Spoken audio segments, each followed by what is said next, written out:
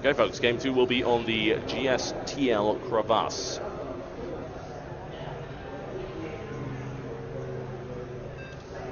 Okay, and a nice quick transition into game 2, always nice to see. Dimaga currently down 1 game after NightEnD was able to deal with it quite nicely. Those defensive Psy Storms, in fact, ripping through the Overlord count to the point where they got picked off before they were able to reach him with the Baneling bombs. And here we go, folks.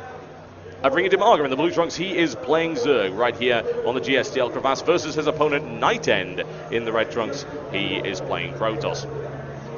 NightEnD doing incredibly well right now. He's currently up 1 game in this best of 3 series. He did so in style as well, mixing in the idea of using Psy Storms to stop Overlord drops simply by forcing Dimaga to fly through the Psy Storms. Because of the speed of Overlord, it's very, very difficult for them to actually get out of that. As it turns out, that was extremely effective. He killed off a few and then was able to pick off the rest with Stalker Fire from the ground. NightEnD decides no, actually, he doesn't want it there. He's going to move it 3 centimeters to the left. To be fair, considering the nerf to the Protoss power aura thingy, I suppose that's the technical term for it, that was put in place recently, you've got to be very careful with where you place your pylons. And NightEnD seems to be a perfectionist when it comes to building his base. He built his base extremely well against Dimaga early game in the Metalopolis. I'll have to see what he decides to do right here. Currently on 12 supply, I'd expect to see a gateway go down on about 13. In the meantime, Dimaga can very easily expand if he wants. He's got 2 possibilities. This is a good map for Zerg to do that on, because they can take either this space or this space right here. This one obviously is at the back, and some players prefer to leave that until later because it's a good emergency base they can build when they're under a lot of siege. However, you'll notice that Dimaga has gone to build there straight away, and of course it is a little bit risky to open up here. Some players do it, some don't. NightEnD with the gateway coming up right here, just waiting for that to complete, and then we'll see what exactly he decides to do. This opening that he keeps doing with the Void Ray seems to be fantastic. Really, really great play. He's able to do an awful lot of damage with it. We saw White Ra, in fact, do it recently. Not Night Ra, that would be the unholy love child of the two. That's disturbing as hell, good God. Would be one of the best StarCraft players in the world, though, we'll give him that. White Ra will not be pleased with that. Dimaga working on his spawning pool, and we'll see NightEnD has decided to expand as well. Not going for forward fast expansion, because really you don't need to on this map, simply because of the bit at the back right there.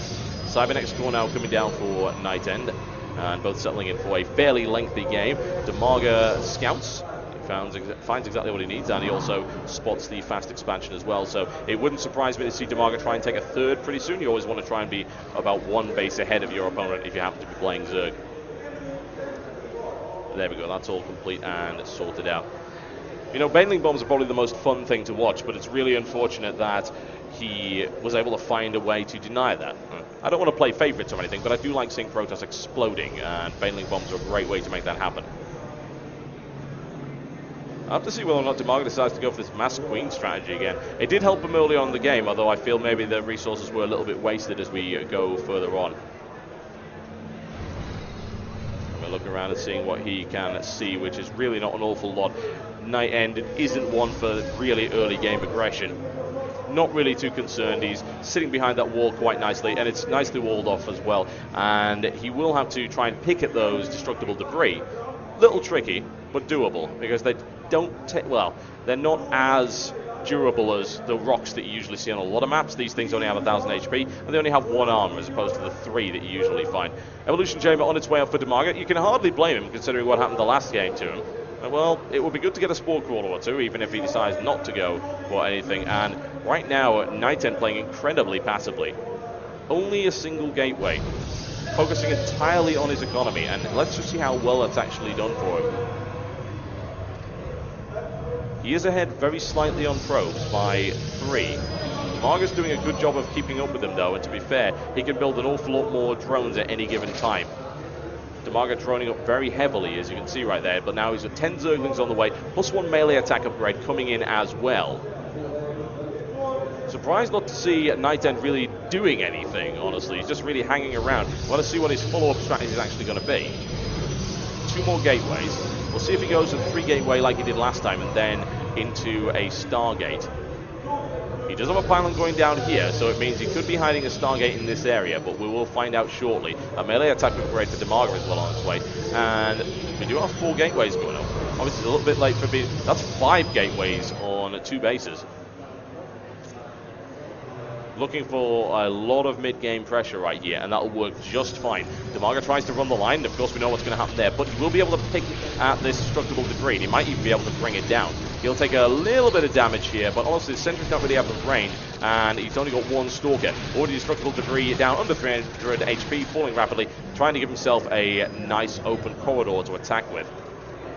Lair upgrade is on its way for Dimaga, as NightEnD currently sits on what looks to be going through to a 5 gateway. In fact, that's more than that.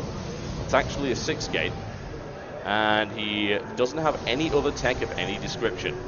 Looking for mass gateway units right now, and it should do the job. There's nothing wrong with it.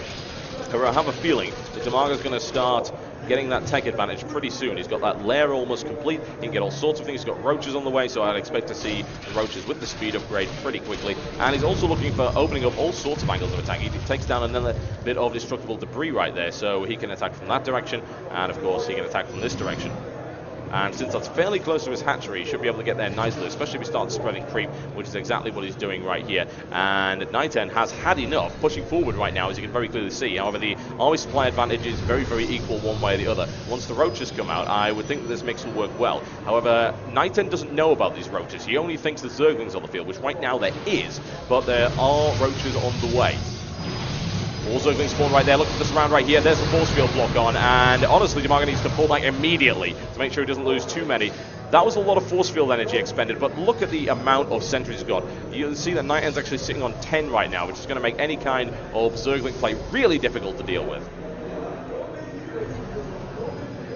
Right now you see that he's got a few more Zealots warping in. More roaches on the way, but Dimaga still lacks range. Roaches can be nailed down as easily with sentries as well, simply because they only have a range of 4. There we go, once again, look for that surround, and he's able to sneak past most of those force fields. Massive force field block in right there by NightEnD, and holding out as much as he possibly can. He should be able to hold, I would think, but there are more roaches coming in, and he's picking off sentry after sentry. That's not a lot of ranged firepower on NightEnd's end. You can very clearly see that Dimaga has the army supply advantage, and the forces of NightEnD falling quite badly here. However, Dimaga's going to need reinforcements because those Zerglings are being completely cleaned up. Roaches moving in. Does he have the firepower to do this? He can pick off a few Zealots maybe. He can also pick off some of those sentries, but he doesn't have quite what he needs just yet. Army supply swinging in favor of Dimaga again, looking for the charge right here, trying to get the Zerglings through, and it's a nice force field block off right there by NightEnD. Very little firepower coming down on those sentries as well from Dimaga. He needs to do an awful lot better than that. He's got to break through there, but of course he can't. Zergling's not really able to get through, and by the time they actually reached it, it's barely worth the effort. Trying to take out the proxy pylon right now, and Dimaga is going to be a little bit of trouble if he continues this pressure right here, if NightEnD is able to get some good warp-ins. Admittedly, Dimaga's got this great economic advantage. He can keep building.